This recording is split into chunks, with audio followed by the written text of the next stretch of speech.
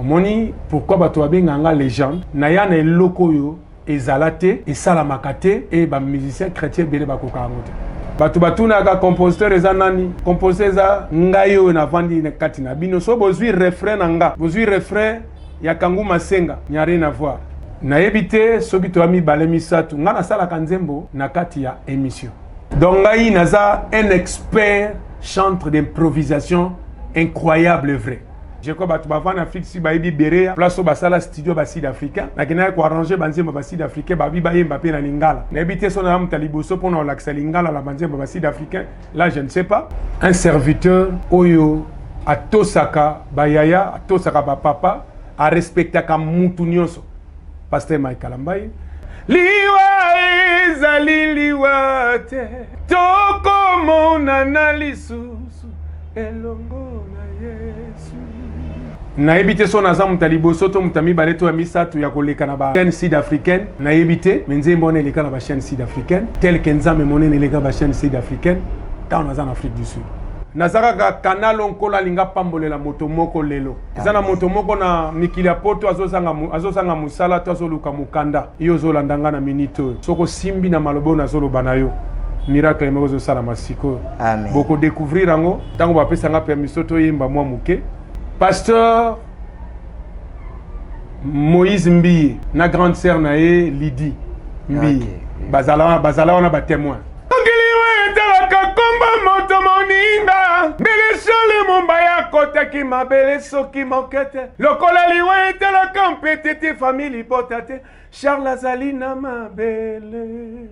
Les jours nazo kotsa Zambe monene na album Allo téléphone. Maman Marie Missa Mozaki wana. Moli monepe manakimia.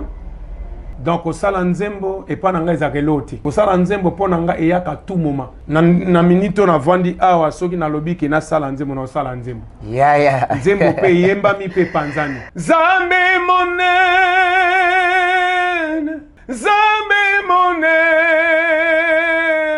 Zambe nangai kumama.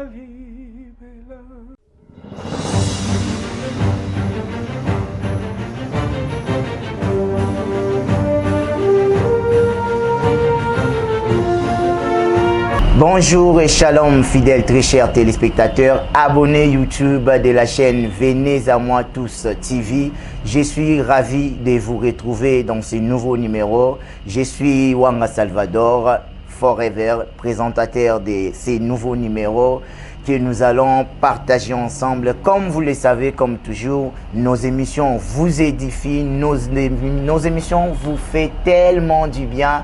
Et à travers cette émission, nous avons plusieurs témoignages, vraiment plusieurs témoignages.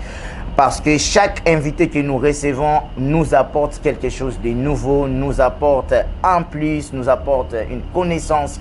Voilà, aujourd'hui, pour le numéro d'aujourd'hui, j'ai un invité très spécial. Oui, un invité très spécial. D'ailleurs, c'est une légende, une icône. Le pasteur missionnaire Timothée Moutiboukoulou, qui est chantre de l'Éternel.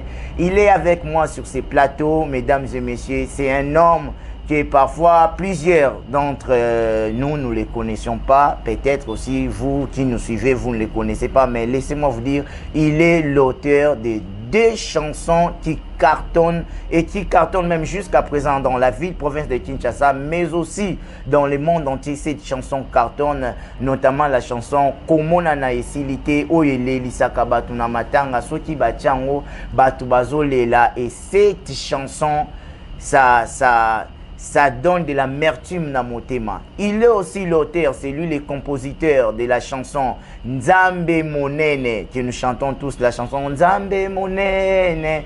Il est avec moi sur ces plateaux. Je vais l'accueillir. Bonjour, pasteur Timothée. Bonjour, François. Comment allez-vous? Ça va, Dieu fait grâce, Jésus est Seigneur. Vous allez bien? Très bien par la grâce. Comment va la famille, les enfants? Oui, ça va. Dieu fait grâce, Jésus est Seigneur. Vous êtes maintenant pasteur. Vous êtes pasteur missionnaire. Il n'y a pas longtemps, on venait de vous consacrer, il y a quelques mois d'ailleurs, vous êtes pasteur. Mais que c'est là, j'ai une question à vous poser. est-ce que c'est, je ne sais pas, c'est l'appel de Dieu au chantre nyonso bazulu kabako makaka ba pasteur, parce qu'on a plusieurs chantres qui deviennent pasteurs. C'est un appel ou bien c'est un vent ou bien comment, ou bien nous monde qui pasteur, désolé, ça m'a l'air que musique. Merci pour la question. Na pamboli d'abord nzambe oya sepeli mukola lelo. Oya sepeli mukola lelo ke nazala ensemble na bandeko nyonso na bakwe nyonso ya monde bozali bozolanda biso. Nzambe na pambola bino nzamba zo lokumu po sepeli lelo. Lokumu kembo pe masanzo leza pona nzambe. Biso tozaka banzela, tozaka ba tapin kola zo telemela, tozaka ba mesa kola zo lela. Tozaka ba canal on kola zo lekela, tozaka ba veni kola zo tambolela. Donc ce qui lelo nazana bino ensemble, zapo nzamba sepela nazana bino. Je crois kozala chantre na lingaki te ngai na mibenga ma chantre. Mais ce qui nazo benga ma chantre po utambotama na ngankola pesa kanga musala wana utalibuma mama nanga. Yango moni toujours continuer mosala ti lelo. Kobenga ma pasteur na botama déjà être serviteur de l'Éternel. Ti lelo nde nazaboye. Mingi kopesa couleur to marque ya ministère nanga. Nzambe déjà ça consacranga déjà utalibuma mama nanga étant que serviteur. Mais tant qu'on a une scène à moi, il faut battre sayon nzelango bien. Batangi swango bien. Bala ki sayon ndengeni ninkolo asengaka matambi na moto etambola. Na musala na nzambe. Nazaki na l'église protestant. CAC. Ndekuna nazalaki ko est vrai comme chanteur et comme auteur-compositeur à plusieurs chansons, comme parolier, écrivain, poète, ya musala. Il y a musique na CAC, na protestant. Ndé na ki na ba groupe vocal, na formé ba groupe vocal belé, na cadré ba chantre belé, pe na formé ba chantre belé. Ndé kunande na zwa ki accès. Ya kozala o naza, pe na ya kokoma o na komi po na musique.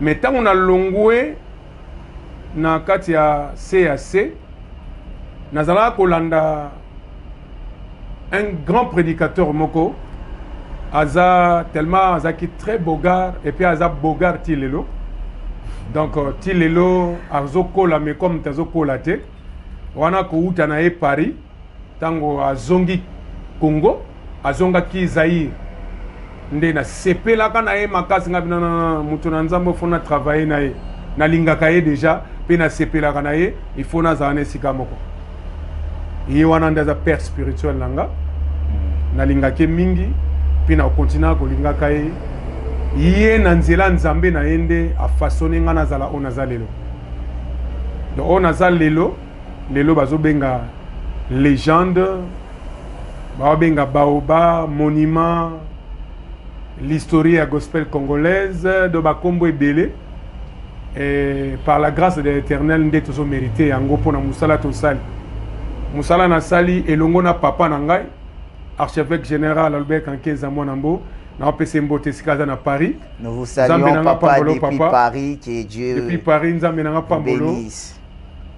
À bientôt tozo monana pe poto ki nous sala musalo esengeli et toyebi ke nkolo azotambuso mokili mobimba po makambo kola ko mosala na yo ezokamusa mokili.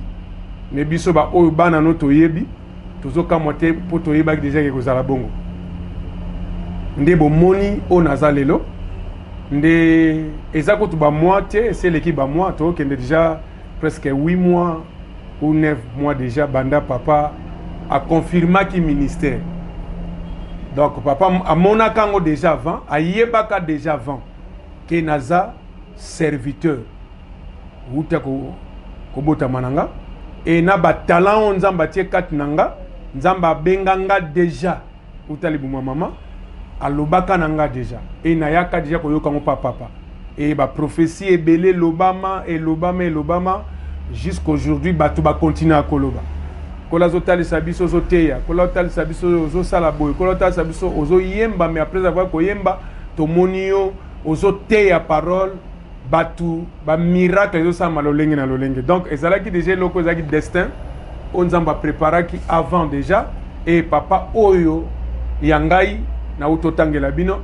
archevêque général Albert Kankenza Mwanambo, c'est mon père spirituel na lingake mingi et atali singa mambo ebelepe alakisinga nzambe lolenge nzamba a fonctionnaka atali singa kombo Yesu lolenge ni kombo Yesu esalaka bikamwa atali singa père cher Saint-Esprit makamunini asalaka pe aza mi ya moto andimi biso tondima molimo santo aza mi na biso ndenge aza mi ya papa na biso biso aza pe ami na biso tozo sala musala lelo mafuta ya molimo santo eza ozongisa biso jeune azo komisa biso toujours jeune ndenge azo zongisa papa jeune c'est pour ça bomoni otoza lelo na musala oto sala. Donc voilà un peu on a pourquoi ekoloba na mukuse.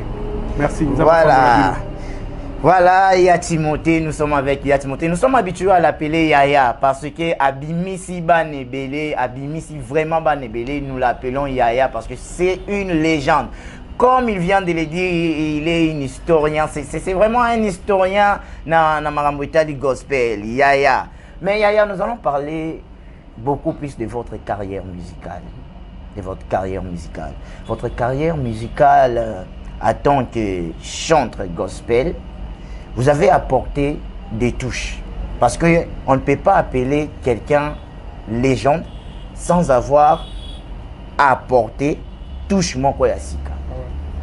Quand vous êtes légende, c'est-à-dire que même il comment vous ezalate que il comment vous nan bato atikala koyoka ngote loleng et peut-être que ça les marque. Mais lolenge o esale makana bato ba mona lolenge wana te yo memi o memi lolenge mususu. Wana légende. Dans votre carrière, vous avez une chanson qui cartonne, ça fait des années. Et ça risque même de faire des siècles et des siècles. Comment on en a essayé. Nous allons parler de ça. Mais avant que nous parlions de ça, j'aimerais que tu puisses nous dire, avec les spectateurs qui nous suivent, nos téléspectateurs qui nous suivent, vraiment abonnez-vous sur la chaîne Venez à moi tous TV, une chaîne chrétienne, une chaîne qui vous édifie avec des émissions chrétiennes. Donc abonnez-vous, partagez au maximum que vous pouvez partager parce que cette émission va vraiment vous faire du bien. Voilà, je reviens Yaya. Il y a Timothée, les pasteurs Timothée, bon, moi je suis habitué à Robin Ayo, il y a Timothée. Il n'y a pas de problème. Donc il y a Timothée. C'est normal aussi. Il y a Timothée, voilà. Comment s'est fait votre rencontre avec Charles Mombaya? Parce que cette chanson Nzambe Monene que vous avez eu à composer, et Toyo Kakabo composé Binombale, Charles Mombaya, Yo, on ne sait pas qui est l'initiateur ou bien le compositeur de cette chanson.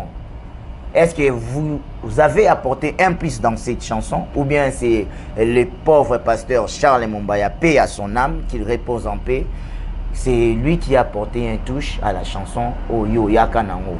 On veut un peu avoir des éclaircissements sur ça. Merci. Merci beaucoup, Nzamba Pambolao. Merci pour la bande de Bozola Nabison Nzamba Pambola Bino. Et ça partout dans les canaux émission. C'est normal, Bolinga Boyeba Po. Lelo, mon frère, Aza Sousté, Aza à droite à papa. Tika Moni Monepe Manakimia. Nena Ute Web Sabino, na Uti na ba groupe vocal. Na CAC. Et si ka oyo to formé ba choral ebele na formé ebele ba choral et na bimisi ba choriste ebele. Alors on a na groupe vocal, président Charles Mombaya na groupe vocal. Alors tout ça ko kutana mingi na ba travail. Na ba festival international, na ba concours international. Et ça qui ba américain ba préparer ba sali festival Mona Congo sur le choral. Ezaki mingi choral nanga na choral à président Charles Mombaya ezaki mingi kobimba meilleur choral ya Zaïre série on a toi qui na Zaïre et ezalaki mingi ba choral na ngai na chorale par exemple Charles Mombaya ni ma meilleure chorale. Alors nga comme nazaki ko sala ba lead vocal, alors nazaki meilleur chanteur, il y a ba lead vocal. Donc je crois que vous comprenez lead vocal ngolo donc tango nzembo zoyemba ma mutu mwa zoyemba likolo ya cœur donc wana ezaki musala nga zaki ko sala. Alors ezaki pe musala au président Charles Mombaya zaki ko sala.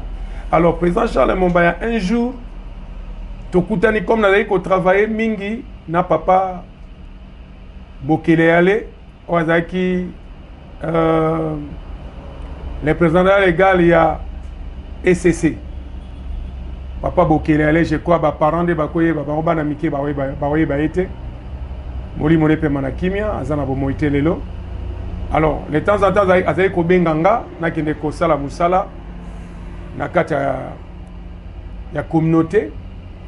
Alors ndesika wana président Mombaya azali ko mona tant zo yemba abia na mona okana ba choral tozo akata ko solo la te mais lelo lokolo bengami a na SCC en tout cas photo vanda to solo. Donc c'était comme ça comme azali ko landanga mingi azali ko linganga mingi et yemoko pa komi ko sala ba festival international ba concours international et to komi ko kutana na balisala tozo sala ba festival international isala na ba concours international isala na SCC na Gombe wana na 24. Donc vraiment ezalaki retrouvaille moko nzamba prépara ki yango pona nga na Mombaya Masani esika azali vraiment molimo pe manakimia azalaki trop cher pona nga et asalaki mingi pe pona nga pe na salaki na baksaki un plus membe na ye na lolenge na nga ya koyemba na voix na nga pe na connaissance na ngai ndesika wana to kanganaki et tina ndenge kola ko benga banzembo na ye mingi ezalaki ngana zaki na grâce ya kolala epa na ye na na grâce ya partager na ye connaissance na na grâce ya kotala ndenge azosala banzembo ya kotala ndenge azoarranger banzembo ya kotala ndenge azotravailler na guitare ndenge azotravailler na clavier. Donc na grâce ya kopartager na ye vraiment vie na ye mobimba ndenge ezalaki wana tina ndenge nzamba yaki kobenga ye tozali kosala travail musuna ba 0 heure tokobanda travail de 0 heure à 5 heures du matin et apesi nga ebele nga pe na apporter ebele sur ba travail na ye. Donc na monana ante jusqu'à aujourd'hui mutu ako travailler lokola Mombaya lelo na se ya moi na RDC à part bandeko na ngai na Sango Malamu bango nde bapesa nga accès nazala na Mombaya Masani. Papa pasteur Jim Tsawaski ya Sango Malamu aza moko ya encadreur nanga et nanzela na ye nde nazwaki makambo ebele na carrière musicale mais famille na ngai famille Tsasa yango nde e décortiquer ngai famille Tsasa nde e fongoli ngai famille Tsasa nde e lakisi Congo keza na légende moko et monument moko to baoba moko obiso to sali to préparer yango poto présenter Congo. Donc lelo soki naza o naza eza famille Tsasa na pesi bango mbote bisika baza mon légende José Tamar Tsasa, un grand monument, un grand historien. Il y a gospel à Mboko Congo. Na pesi mbote skaza aux États-Unis. Pe na pesi mbote na légende lisusu ya makasi lisusu. Mais c'est Paul Tsasa Pajo et Sikazali. Vraiment merci l'encadrement na bino. Merci l'encadrement ya famille Tsasa. Merci pour na maman Kweka Tama. Moli monepe manakimia pe pour na papa Tsasa Tama. Ba papa nanga o bandima kinga ba longolanga na famille nanga ba komisanga na famille Tsasa et ba salaki e belé kati nanga pour nazala o e salami et lelo nazaki na Mombaya po bango ba pesa kinga quelque chose de bonheur et sali ke e fongolanga o nazalaki nde président Charles Mombaya ko monanga tanga moninga ye pa bakisi un plus nga pe na sali quelque chose pour na komema eloko ya sika na kati ya parcours nde salaki que papa nanga Albert Kankenza Mwanambo archevêque général a monangai abinono mwana fois la mwana nanga wana uti Paris aye et tozali koya na action ya papa tanga zo sala action to mec ko travailler ko yemba nanga papa sepelaka nango ko travailler nanga papa sepelaka nango mama Bénédicte moli monepe manakimia na iba mama depuis azaki nanu ko travailler na OZRT et puis RTNC ndi na iba mama Bénédicte et salaki ke naye koma adopté na famille Tsasa et na famille Kankenza et nakomaki mwana na kata famille Kankenza nde obomonaki nde sali que na nzela ya papa nanga nde lelo na fongwami makasi koleka komonana pe kozala o naza lelo po papa lingaki nga mingi pepe papa linganga mingi papa vraiment aza o ya porter un plus et belé na parcours chrétien nanga. Merci beaucoup. Côté de la musique, na cantine na Epsibino famille Tsasa, président Charles Mombaya, ndé bomoni ndé to kutana président Charles Mombaya ndé to sali parcours wana te na ndenge kola ko bengaye ndé nazana papa nanga tikino lelo tinkolo kozonga. Oui, nous voulons plus savoir, nos fidèles téléspectateurs veulent plus savoir la chanson Nzambe Monene. Cette chanson qui a été inspirée, il y a composé en haut. Il est comme une chanson mon cantique, mon populaire. Ok. Merci pour la question Oyo. Je crois Nzembo Oyo nazaki na ba prière na ngomba mangengenge. Nazali ko préparer titre album nanga Nzambe Monene. Alors, na ba prière na utaki kola so la kisanga monene na ye. Alors, mon fils Timothée, Nathalie Soka Mounene na Onganaza. Et Nzembo, tant on a peso yango, yebake, bakufi barosekwa, babeli bakobika, ba miracle oe salemana nute, ego salamana nzela Nzembo oyo. Alors, nangomba nkola pesinga mobimba ya Nzembo oyo. Abinanga okobakisa elokote na peso mobimba.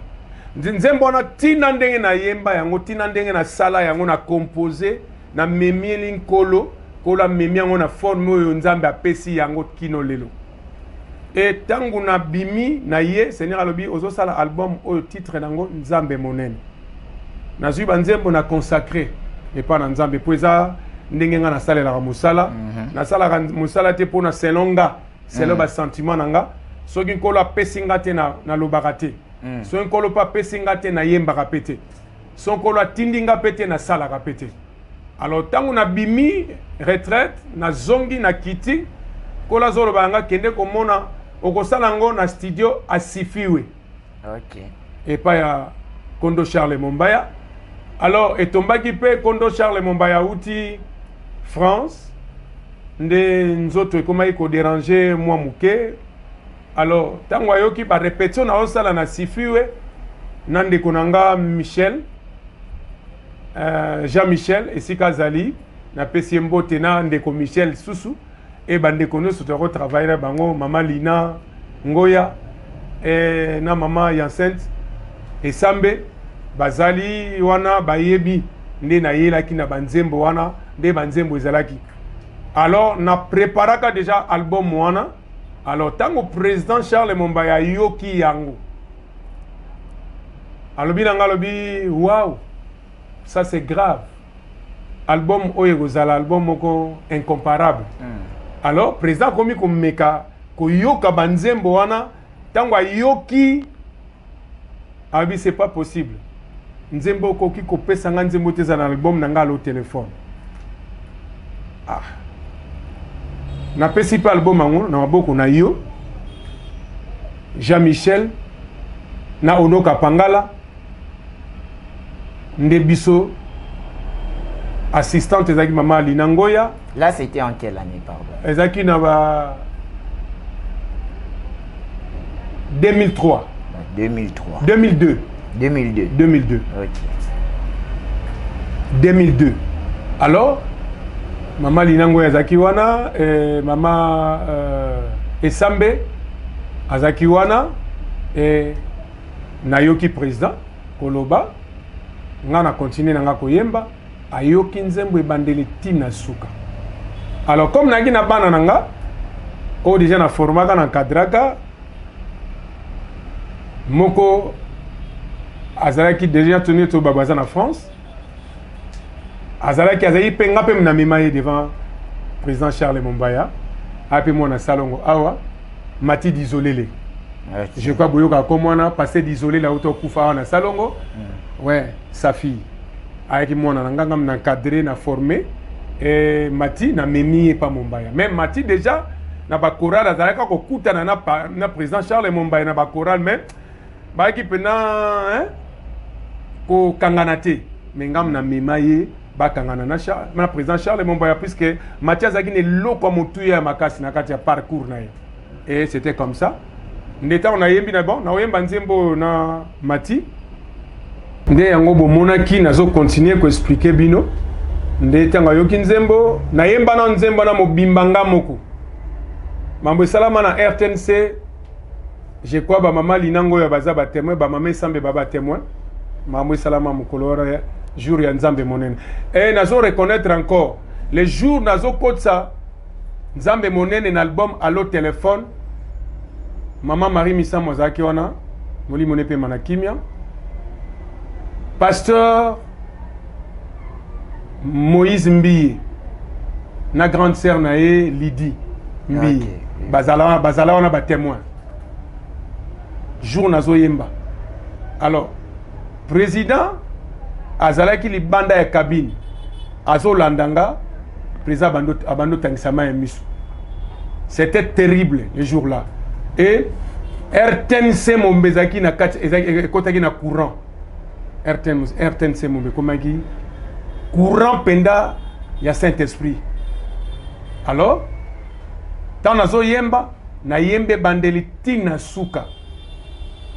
Alors nazo yeba ke jour wana ezalaki Maïka Mouna nazaki na RTNC.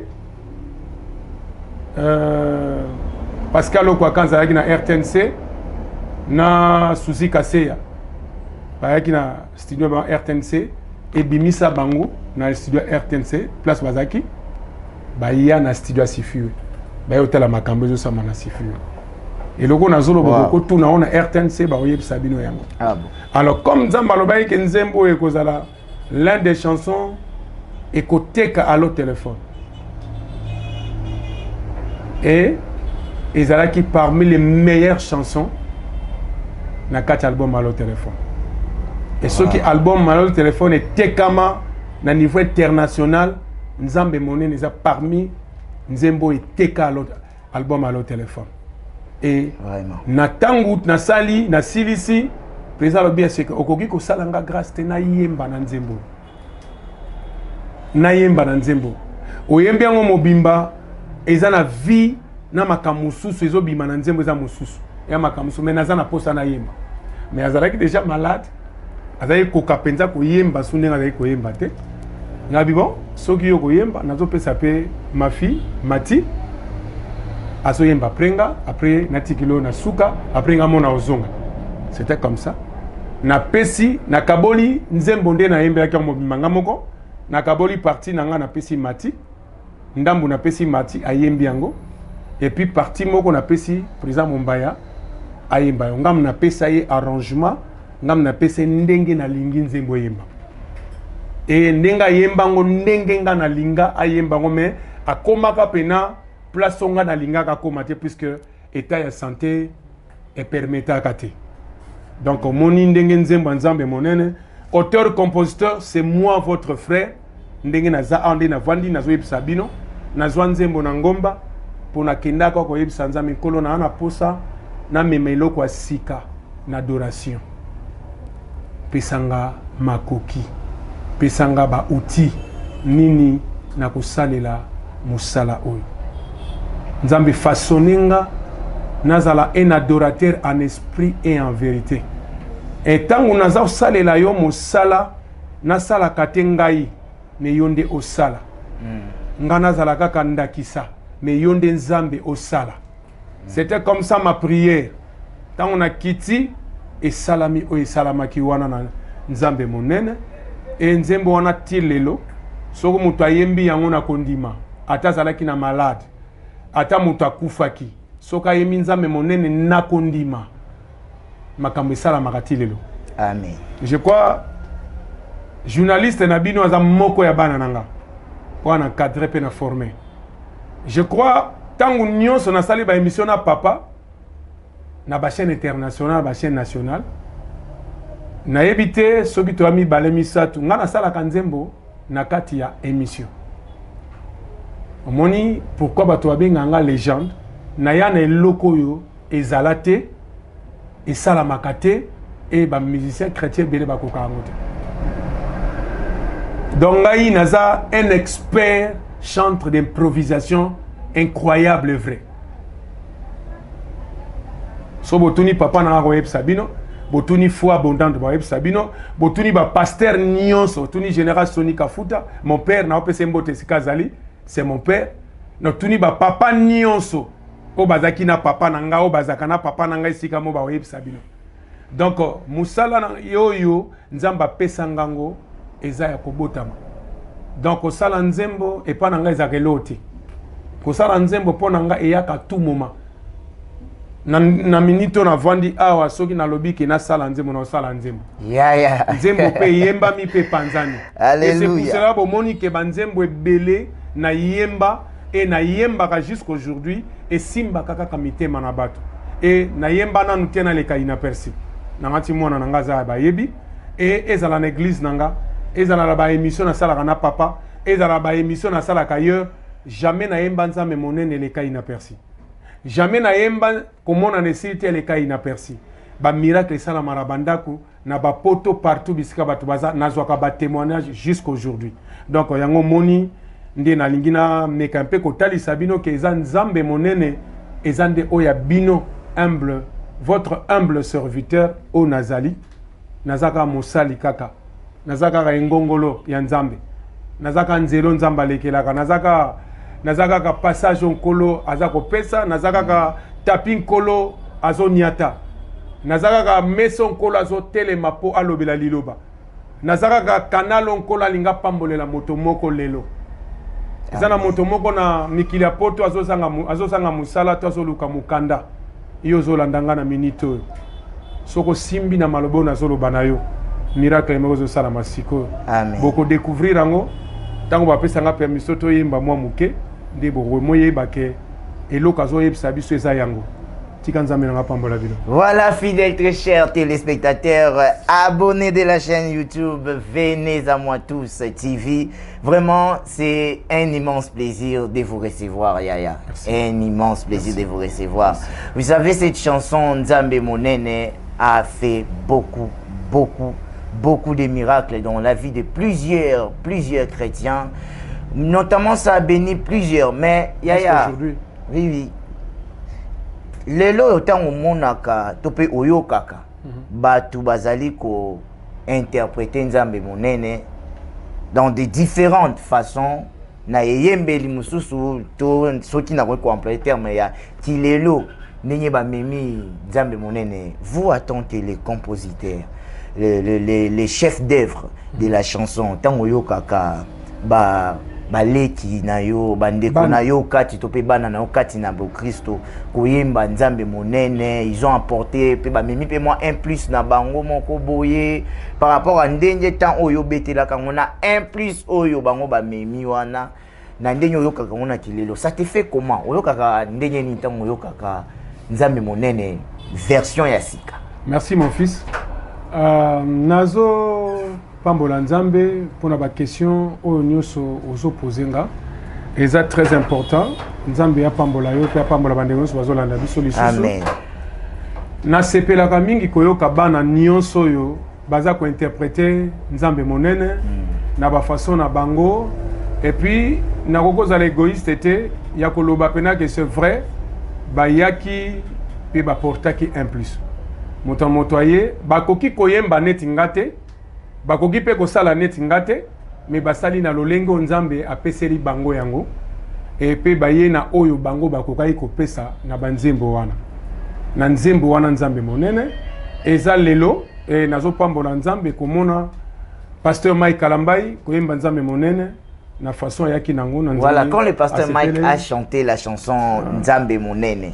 Ah ça, comment vous avez trouvé ça comment? Non, ça va na sepela ki Mike Kalambai na pesembo tesikaza ce pasteur vraiment n'apporte qu'un motema nanga, c'est vraiment un frère très bien,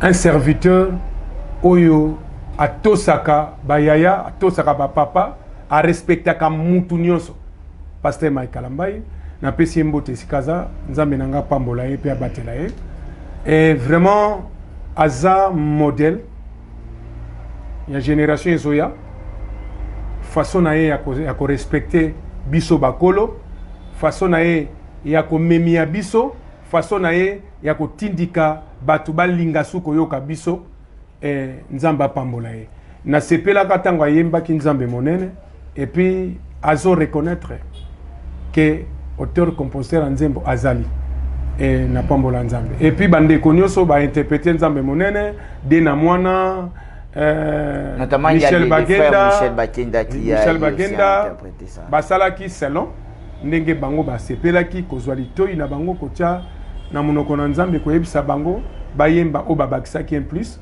eza mabete eza bien et ndenge lelo nzambe monene eza génération en génération lokumu kembezo ne pas tata eza tango nazo ka bango koyemba yango na pambola aka nzambe na bwaka mabolongo na sena epsi nzambe merci pour sepela ki kopesa inspiration lelo eza véhiculé partout et les koyemba même na ba pays nyonso ya monde bakomi koluka ko interpréter en anglais ko interpréter en français ko interpréter en ba langue nyonso balingi. Donc vraiment, eza esengo ponanga pona koyoka ndenge wana nzamba pambola bino. Voilà, ya Timothée, nous sommes avec ya Timothée à l'église Esika à Evra Kabongo chez l'archevêque général Albert Kontenza Mwanambo. Papa, nous vous saluons depuis Paris. Esiko Zoami, que Dieu soit avec vous. Ya Yemba. Wanandenye tumesana kubenga. Bon, on est habitué hein, ya kubenga Yaya Yemba partout il passe. Yaya, je vous dis, quand il chante, batu ba pesaki ba sapatu mutalongo la zoni makolongo la pesier sapatu. Mutaiti na veste na longo la pesier. Nous sommes témoins de ces choses-là. Vous avez fait un grand travail en ce qui concerne la musique chrétienne. Voilà, nous allons parler maintenant de cette chanson. Cette chanson qui a fait la vague, qui a porté un plus. On a eu les frères Patrice qui a eu à chanter Banzembo et Lelisa Batou. Yayemba Banzembo, notamment Nzembo Liwate, Maemba Banzembo Moko. Très mélancolique. Oui, Lelisa Batou, Matou Samuel, dernièrement, les frères Matou Samuel. Il y a l'évangéliste Deningonde qui a eu à chanter aussi des chansons mélancoliques. Oh, ceux qui bozui matanga, n'enye te oka kana ba réseaux sociaux. Ceux qui Nzemba Batou misa te betite. Frère Matou Samuel, l'évangéliste Deningonde et puis les pasteurs, frère Patrice Moïmoussoko, nous vous saluons papa. Ces trois hommes de Dieu, ceux qui bayembi, ils sont toujours incroyables à l'église. Mais après des années, de surtout cas, comme on a esilité, liwa ezali liwate. Donc cette chanson a fait pleurer des gens. Ya Timothée, d'où vous est venue cette inspiration si profonde, si mélancolique? Pourquoi Nzamba révélé Manzemo Matanga?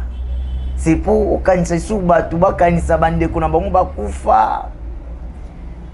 D'où est venue cette inspiration là comme on en a ici? Merci pour la question.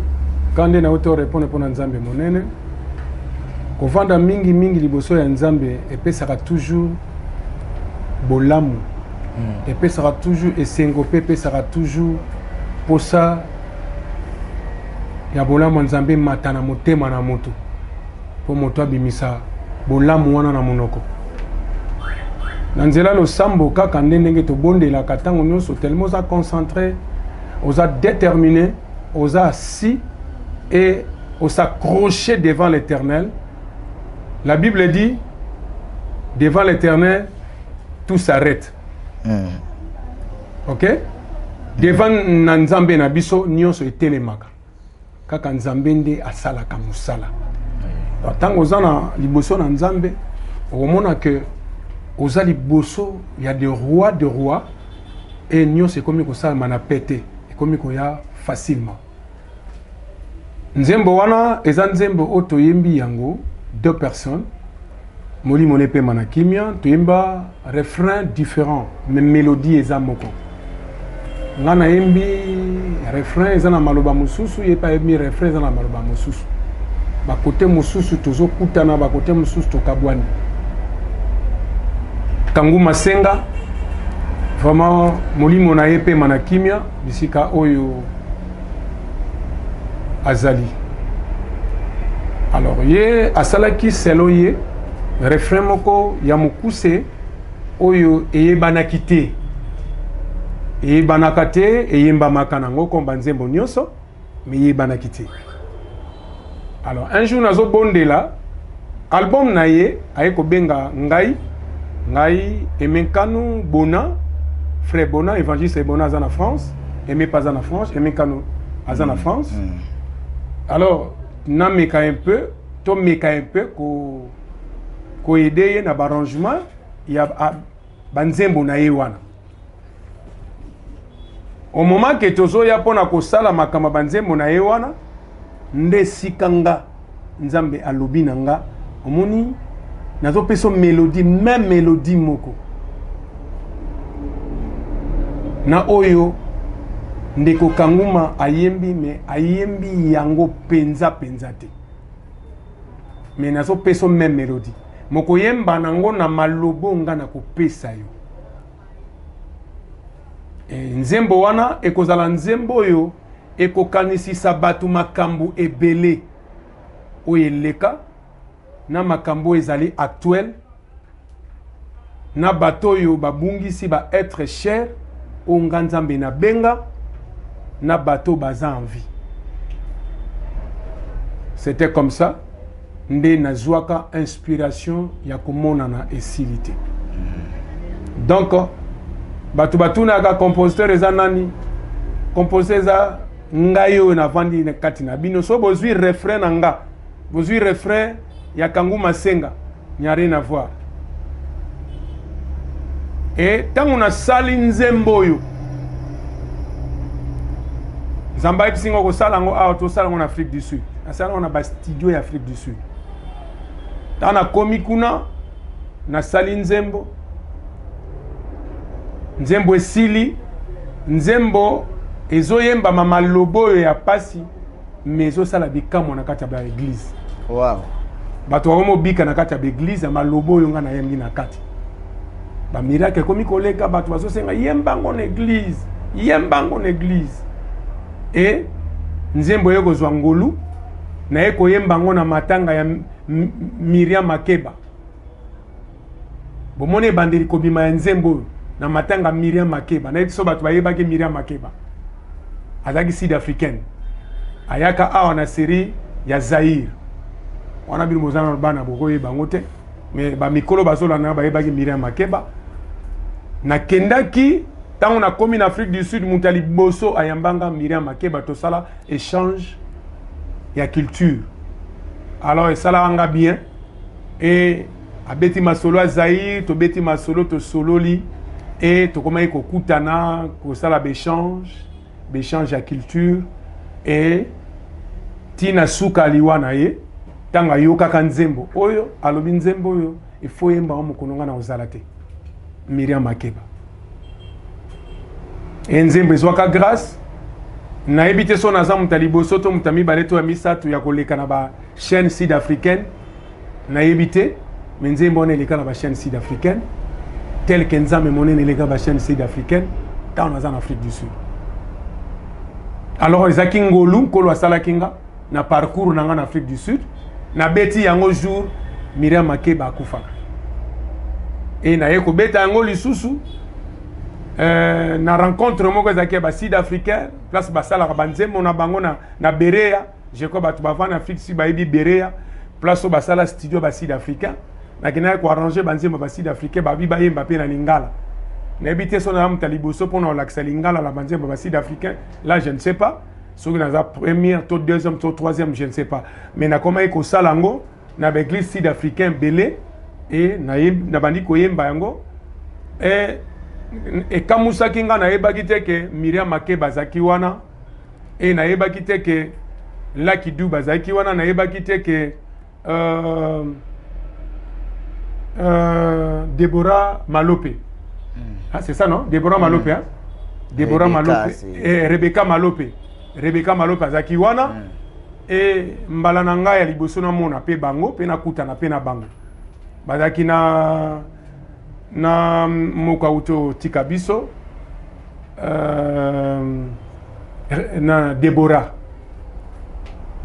bato ya benge Deborah Malope ye pe azeko emana Deborah na Rebecca Malope ndi bazaki wana ta bayokinga koyemba balandinga balobi non Batouni, est-ce que c'est un Congolais? Comme tu as dit, Freddy, avec un ingénieur congolais, elle a dit non, c'est un Congolais. Non, non.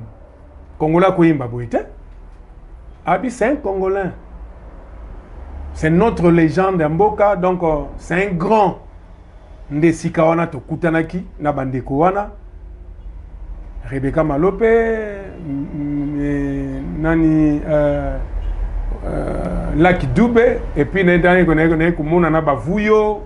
Bango nyonso wana ndesika tokangana ki na bango tokangami ba photo ba filmer nde salaki ke tokutana na bango nde batuninga nzembo wana ezobetana na yeminga bezangai ali wow c'est pas possible bazoye ba maloba te mais ba sepeli na mélodie et nde na bani ko expliquer bango maloba bazo sa l'interprétation et ndesika tokangana ki na bango tant bayoki pe nzambe monene babino pesa biso na explication na pesa bango explication banzembo no somi balé ndebo moni banzembo wana et bandi ko ça la parcours na en Afrique du Sud sans vidéo na salaka clip te mais nzamba lobi sala ngondingo wana e koyemba mabongo sans clip e ko ya tangu nzambe na opesa permission na yokaki et na koma e ko beta na ba matanga nyonso ya Afrique du Sud na Cape Town ba obenganga na Durban ba obenganga na Pretoria ba obenganga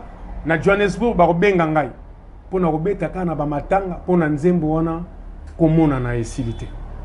Donc voilà un peu ndenge bazo benganga pona nzambe monene na ba église sud-africain ndenge pe ba koma ko benganga pona nzembo komona na esilité. Wana ta nazo Sabino, je crois Moïse Matuta, évangéliste Moïse Matuta a témoin. Nous vous saluons, Papa Moïse Matuta. Na pesi mbote sika zali, vraiment nzamba pambolaye. Aza témoin. Na pesi mbote na papa na ngai Bishop Peter Muteba.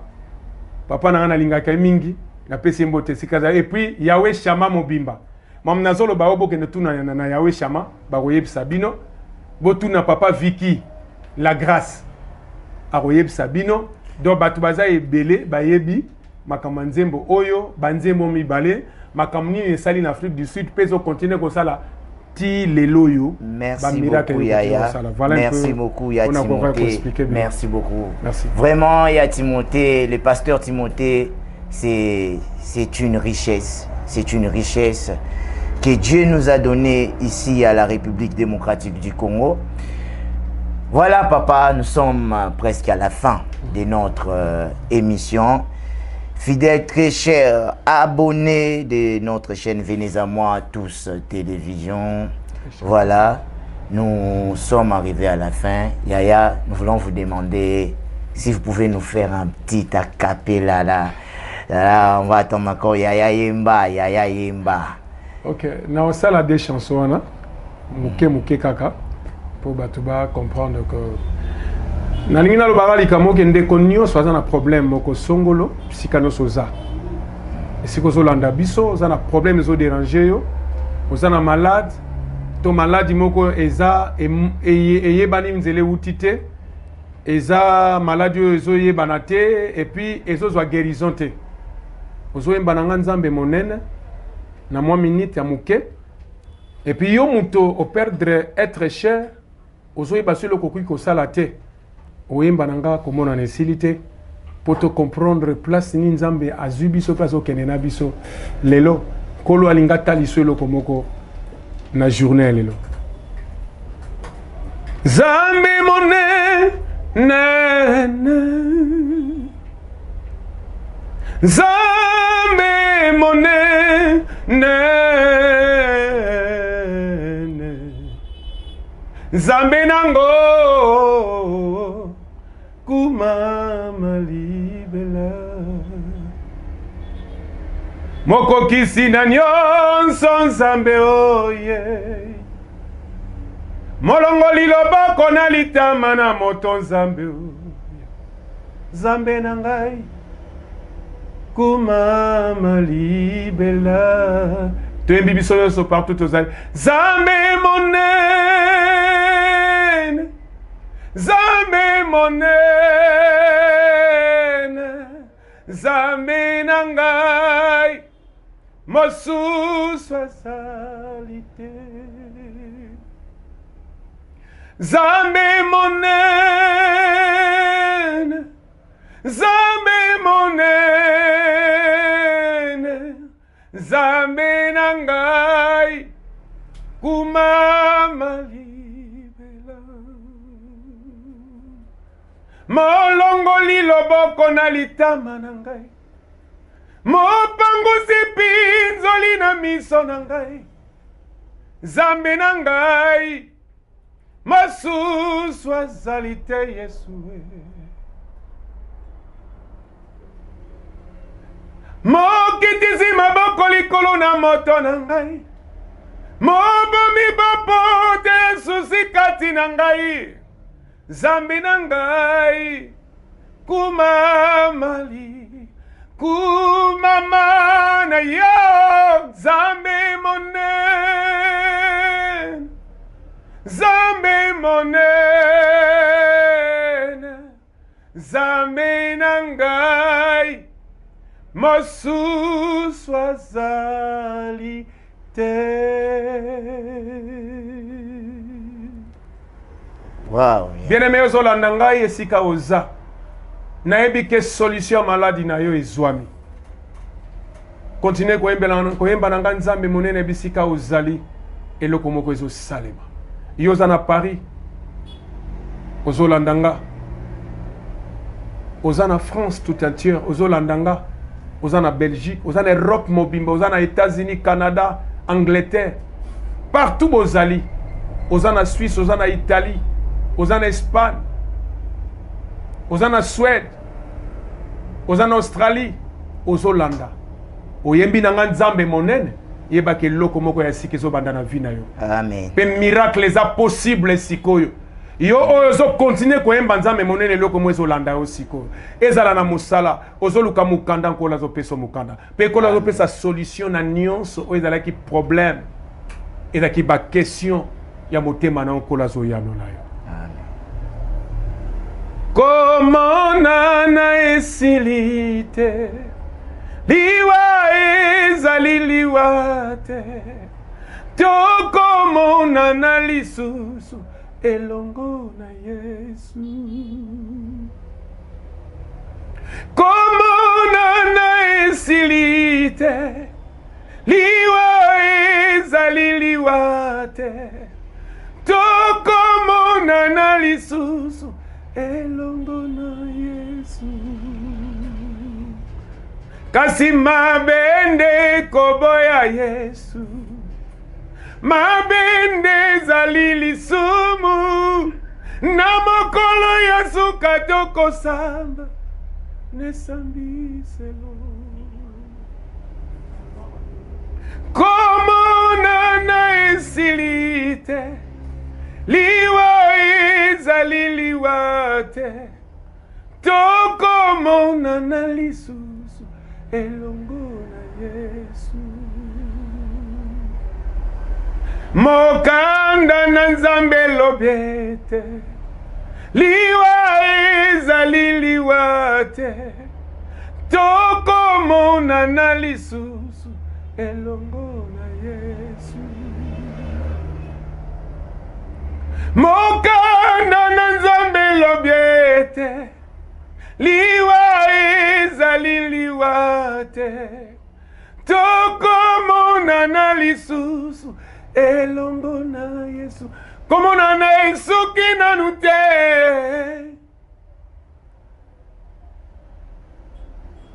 liwa ezali liwa te, toko mona na lisusu elongo na Yesu.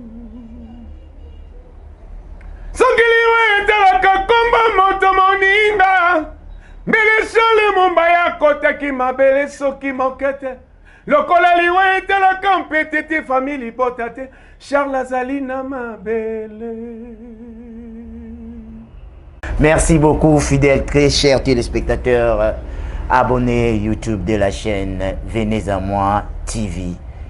C'était un plaisir pour moi de présenter ces numéros qui tendent vers sa fin. Yaya, nous sommes honorés de vous avoir sur notre plateau. Merci. Vraiment, nous sommes honorés. Merci beaucoup pour des éclaircissements que vous avez apportés. Nous croyons que vous êtes une bénédiction pour la République démocratique du Congo. Voilà, mesdames et messieurs, chers enfants de Dieu, restons chrétiens et honorons les pères. Voilà, quant à moi, je vous dis, on se retrouve à la prochaine. C'était bel et bien votre émission Venez à moi tous. Cette chaîne est là pour vous édifier par rapport à la parole de Dieu, à l'enseignement de la parole de Dieu, parce que Jésus dit, venez à moi vous tous qui êtes fatigués, chargés, je vous donnerai du repos. Et Jésus ne s'est pas limité seulement à dire du repos simplement, mais il a dit du repos éternel. Et pas na Yesu tozalarana bopemi ya libela. Voilà, je salue les présidents, l'initiateur de cette chaîne Venez à moi tous télévision. Que Dieu vous bénisse, papa. Et c'est lui, il a accepté que nous puissions vous accueillir dans notre plateau. Voilà, Yaya. Tokomi na suka, mwambote na libota na famille, na mwangonga muke kaka moi quelques minutes, j'attends une seconde parce que notre temps est déjà écoulé. Voilà, mwambote. Merci, na pamboli nzambe, na pesi nzambe d'abord merci. Nenga pesi biso mokola lelo, tout solo l'ensemble, na bandeko nyonso na mokili mobimba, na basali nzambe nyonso nkolo nanga pambola bino. Na pesi mbote na famille nanga mutubukulu. Nzambe nanga pa abatela bino pezala na bino biskanso bozali pe na pesi mbote na papa nanga archevêque général Albert Kankeza Mwanambo bisika azo passer séjour na Paris. Papa nzamba abatela yo apambolo pe asalo bolamo pe bandeko no sa organisation na Paris na nuit de la Pentecôte au bozo zela biso bozo landa biso partout dans le monde boya ebele to kutana biso na Paris. Et ça m'a cambié que ça les mawana et que ça incroyable mais vrai pour tozana Yesu. Saint-Esprit ça na contrôle la musala wana. Apesi mbela pe apesi ndingisa na musali nae.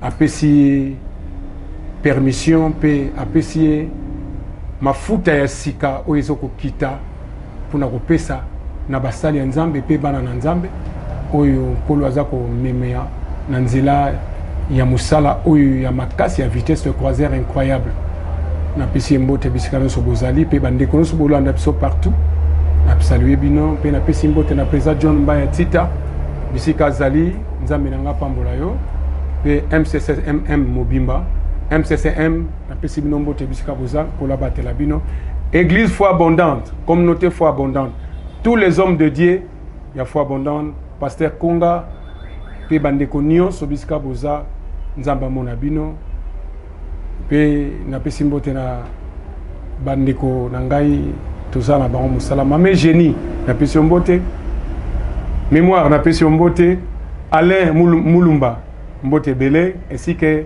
les tabernacles nyonso nzambe na pa David Kankenza et puis na pesi mbote na Jessica Kankenza, Lévi Kankenza en Afrique du Sud, Prince Kankenza en France. Nzambe apambola bino, merci. Voilà, Yaya, un mot pour la chaîne Venez à moi qui vous a accueilli, Venez à moi tous TV qui vous a accueilli. Na pamboli Nzambe pour la chaîne Kitoko Oyo, je crois boyoki kombo nango. Na pamboli Nzambe d'abord pour l'initiateur nango. Papa na pesi mbote na kombo na Yesu, tika Nzambe abomba yo, abaksela webele, atombola o lisusu. Kolo asalo bolamu. Kolo apeso suba ide malamu, apeso ba inspiration lisusu, apambola ministère na yo, pe apambola ba vision oyo zanango. E na yebi ke tosuki awate, tozo kene musika. Kolo azo memo musika, azo fongolo susu makasi. Et je crois, chaîne oyo, est la meilleure chaîne par rapport à la chaîne Nyonso, oyo lobela na nzela. Amen. Il y a Bilili, Nanzela, il y a les réseaux sociaux, et je crois fermement chaîne Oyo eza codifié ba Nzambe na lolenge nyonso. Papa Nzamba monayo, Nzamba salo bolamu, Nzamba salo nziki nziki, Nzamba sepelisa yo, Nzamba kamuso, Nzamba tambola na yo, Nzamba sepelisa bomoi na yo lokwana na sepelisa yo te. Asalo bolamu lokwana sala yo te. Pourquoi oya lelo eza la signe que na misala no so saleli Nzambe. Mais pourquoi lelo Nzamba zo simbo na loboko zo kenono musika au place musa kotsa na lobatu te. Tika Nzamba pambo la chaîne mobima na bande ko yo travailler na bango pe bande ko bazisala na biso musala Nzamba pambo la bino dans le nom de Jésus-Christ. Amen. Voilà, fidèles, chers téléspectateurs, merci de nous avoir suivis. Nous sommes arrivés à la fin. C'était moi, votre présentateur, Wanga Salvador, l'évêque de la presse congolaise. Voilà, je vous dis au revoir et on se retrouve à la prochaine numéro. Que Dieu vous bénisse, que Dieu garde vos maisons. Moi, vous et moi, on se retrouve simplement à la prochaine numéro avec un tout nouveau invité. Voilà, que Dieu vous bénisse. Shalom.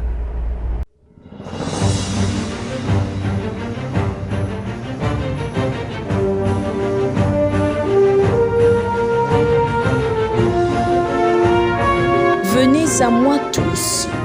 C'est les cultes personnels, en famille, collectif et plus. Ordre et mission, bénément, live, musique, prédication, enseignement, lecture et méditation de la parole des dieux, témoignages. Il appelle tous les noms, à l'exception des personnes. Venez mon frère, au travers de nous. Venez mon frère, au travers de cette œuvre. Nous œuvrons sur les médias. Pour toi et pour moi. Et pour tous ceux que le Seigneur permettra. Et c'est là pour sa gloire. Dans le nom merveilleux et glorieux de notre Seigneur Jésus.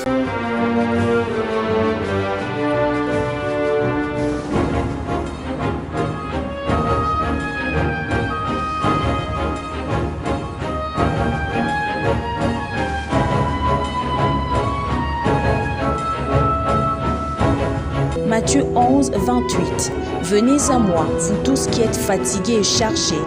Partagez et abonnez-vous massivement. Venez à moi tous. Jésus-Christ est Seigneur et Sauveur.